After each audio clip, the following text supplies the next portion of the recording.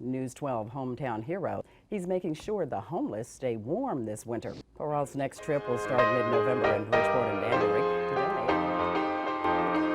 Hey, I'm Boomer, and I like to help people, so that's what I'm gonna do. I'm about to show that with just a bit of effort, you can change someone's life.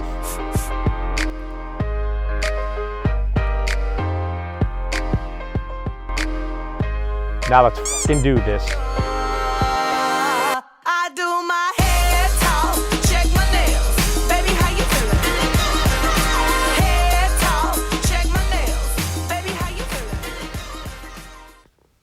feeling? What's up, guys? If you haven't seen the last episode, go watch that now so you know what the heck we're doing. And I'll see you at the mall.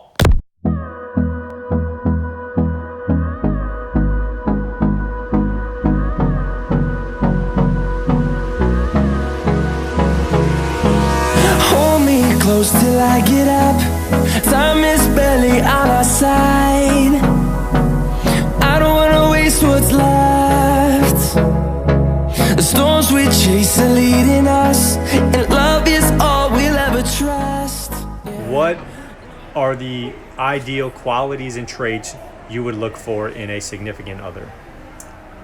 Trust, honesty, and patience. So in a partner, I look for somebody who is a genuinely kind, open-minded human being who's willing to accept others for who they are and is willing to adapt and work through the worst parts of themselves to be the best person that they could possibly be. I also do look for somebody who tries to make themselves presentable, keep clean, shower. If you're gonna grow facial hair, that's fine. Just make sure it's nice and clean cut. Smell good. At the very least, don't smell bad. I think those are pretty reasonable. Well, hi.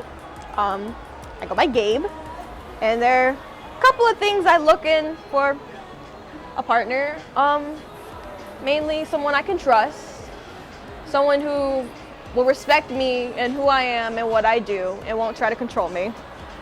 Someone who will share some good times with me, share some good interests, nice things, will not be mean to me, of course, will appreciate the things that I want to do for them, and hopefully I'll appreciate the things they want to do for me. Mainly I just want somebody who will be kind, respectful, not be lazy, not be rude, and trust in me. We gotta have that trust. And they gotta like anime. If not, then it's a deal breaker, I'm sorry. Very mandatory. I'm looking for someone that, or like the qualities would probably be someone who's like really optimistic or like and successful in life, that has something going for them, something to look forward to. Family driven. Funny. That's all I got. I'm looking for someone who has actually an excellent sense of humor personally, but moreover I'm looking for someone who has excellent communication skills and is able to communicate when there's an issue or when there's something that they feel like they need to talk about, whether it's positive or negative, just someone who feels confident enough to discuss any matters. So. All right, so shout out to everyone that was in that video. That was only a small percentage of the answers I got. I asked a lot of people off camera the question and people on Instagram as well. And here is the final list. I'll give you the top 4 because they got by far and away the most votes. Drum roll, please. The 4th highest requested, I guess, characteristic and trait in a significant other was respect. Oh, you gotta be respectful. very respectful. Okay. I wrote down a couple notes. Number 3, ambition. Ooh, 2 for 2. And this was where, like other people said, some said ambition, some said driven, discipline. I just put it all into one word, ambition.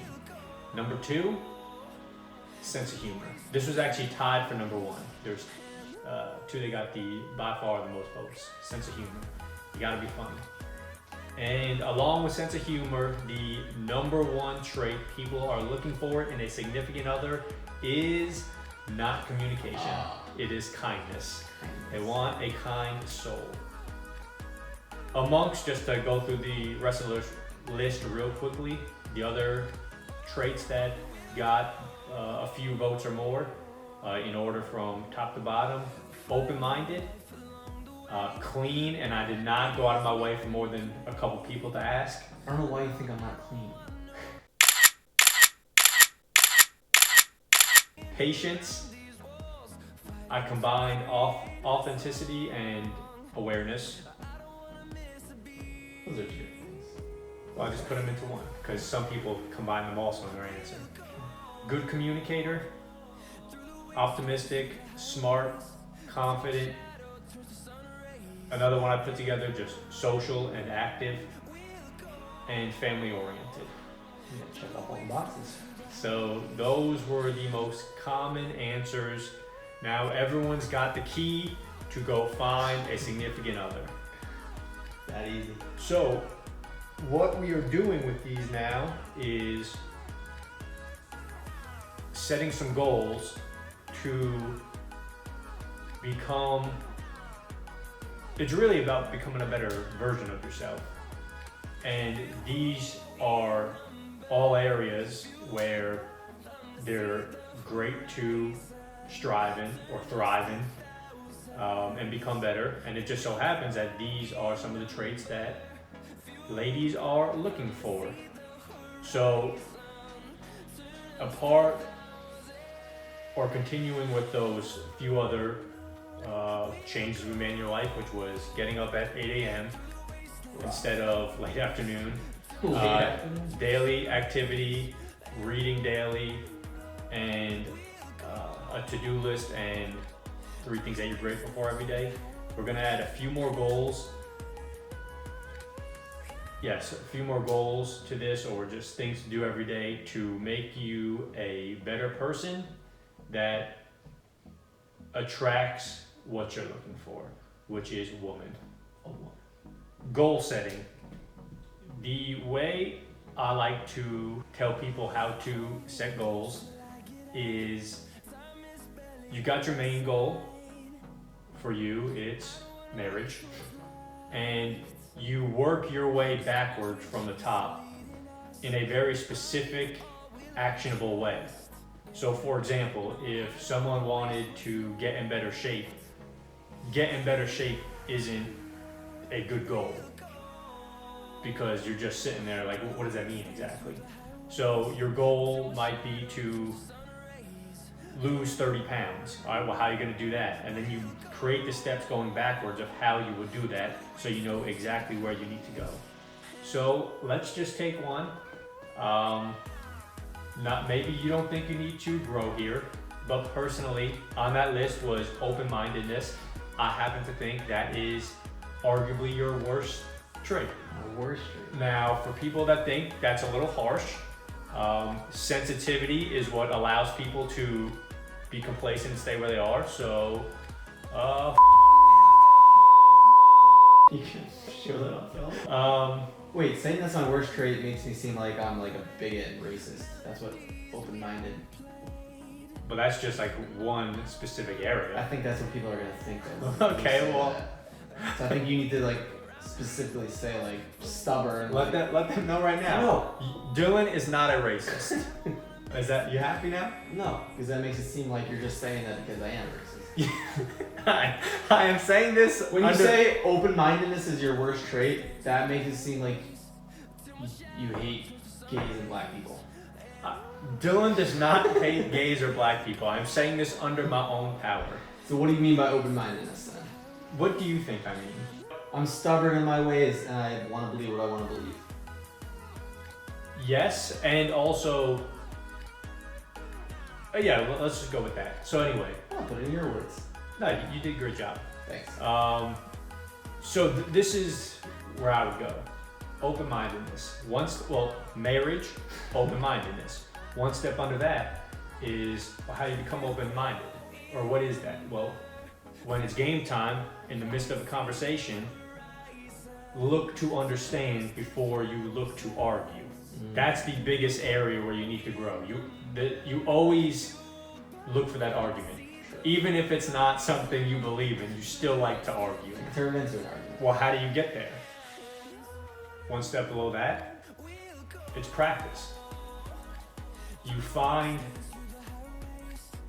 viewpoints that you don't agree with, and you look to understand. It's about building that habit. You consume content that opposes your view. But my views are correct. That's not open-minded. Okay.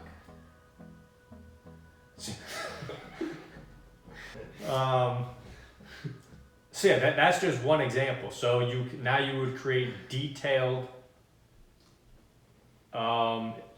ways of how you can consume that opposing opposing views, or just make a list of views that you have, and then the opposite, and not like the crazy ones like, okay, like racism is bad, so you don't want to try to look at the opposite of that, like something more reasonable. You want to take that and like which diet plan you should follow. Like, is being a vegan the right thing? Is being a carnivore the right way to live? Whichever one you believe in, start looking into the opposite one and trying to understand where those people are coming from. And you do this over and over, it starts to become a habit. That's what everything is in life. It's just building a habit. So we are going to, out of that list I read off before of what everyone said, we are going to take a few of those areas and create a detailed plan to grow in them and set some goals. Let's do it. All right, so we're not going to share everything that we wrote out, but very quickly, Dillon is going to explain one of the goals we set and how we are getting there. Cool. So we decided optimism was a big thing we could focus on, which to me basically just having a brighter outlook on life in general. Two ways we're going to do this. One, be more mindful, just be in the moment. In order to do that, we're going to try meditation every day. And also, we're going to try to have better perspective and gratitude. Two ways to do this. We're going to be doing the pair cards, which you see right here. Shout out. And we're also, every day, which we've been doing for the last few weeks, just writing down 3 things you're grateful for at the end of the day. And just to confirm, Dillon is not racist. Along with this stuff, we are actually going to just really shove it in his brain that just... I would reword that. We're shoving it in his brain, just being more positive, just remembering why he's doing this, keeping him motivated, inspired. So he's going to be filling out some positive affirmations and just sticking them around your room, maybe around the house a little bit if it doesn't get in my way, and just daily constant reminders to stay positive, don't get lazy, and just all this stuff, whatever you want to write down, just on Post-it notes. So we're going to do that. Sweet.